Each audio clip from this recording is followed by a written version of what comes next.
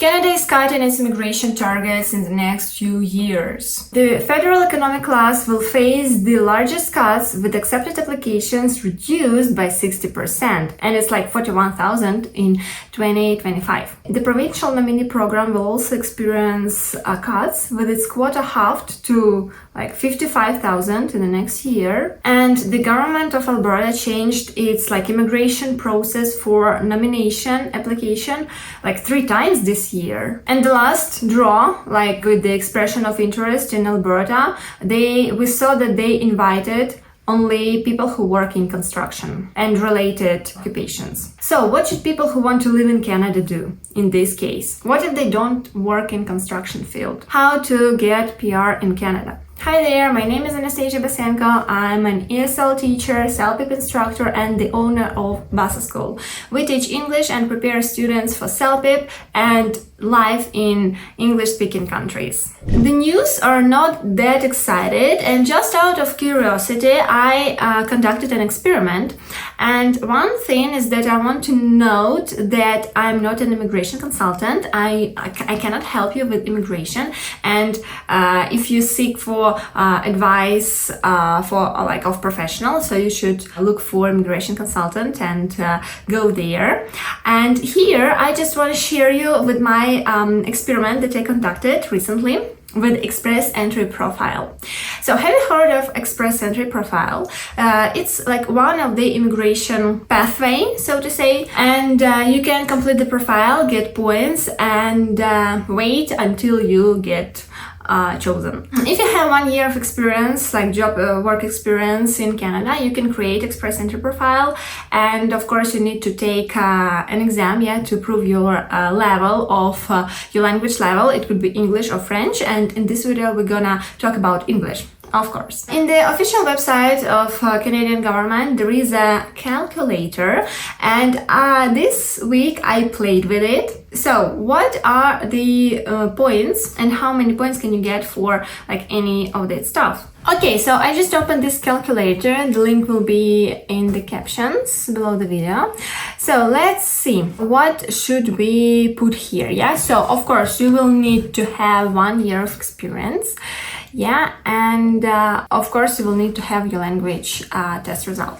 So let's play with it. For example, you are married and you're here with your family. Is he a citizen? No. You want to immigrate together.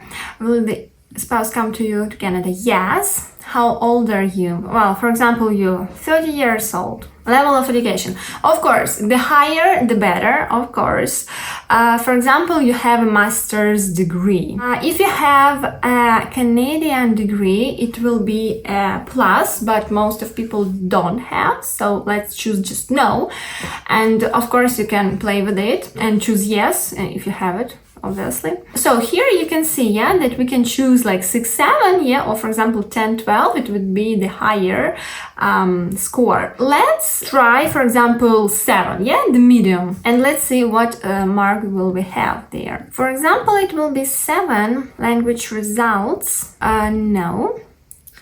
French, for your second official language. Let's assume that you know only English. How many years of skilled work experience in Canada you have? So it could be 0, 1, 2, or 3 category jobs. For example, it could be 1 year. In the past, foreign skilled work experience do you have? Okay, let it be 2 years. Okay. So do you have a certificate qualification from Canadian province? Let's choose no. For some skilled trades in Canada. Okay, additional points. A valid job offer, yes. Do you have a valid job offer? Yes, so you work in Canada.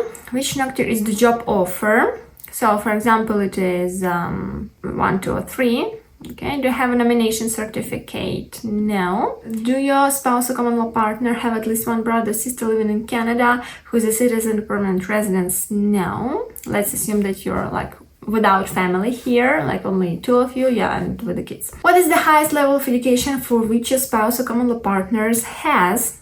So it could be a Canadian degree or education credential assessment in the last 5 years. So for example, it's masters, bachelor's, you can choose whatever you have. Let's just play with masters.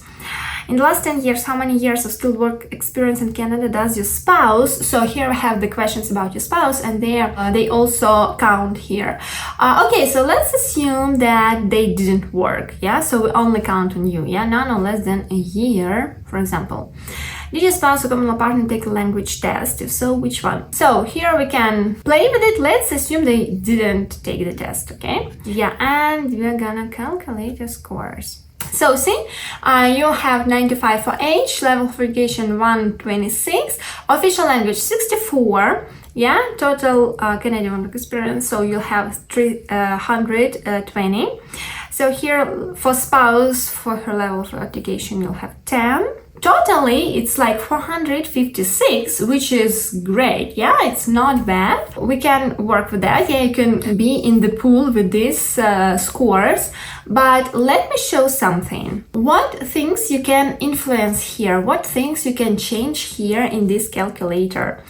For example, you as a main applicant, like study English, learn it a bit better and retake your language test. For example, you get the maximum score closer to the native speakers. So let's see now. So we change only the test, yeah? And here, see, it's already 128. So it is higher than your level of education. It's like the highest point, the highest mark, the highest score here. And totally you'll have 532 points. Yeah, so it is like the great number of points, you see?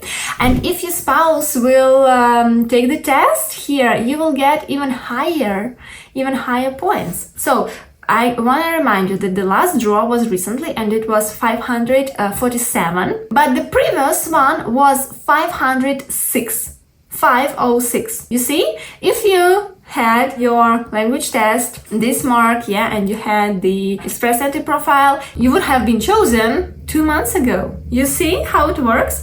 So I'll have a home task for you. Yeah, you can play with this calculator. Yeah, you can go to this website, play with this calculator and see what things you can change here and what mark you will get at the end.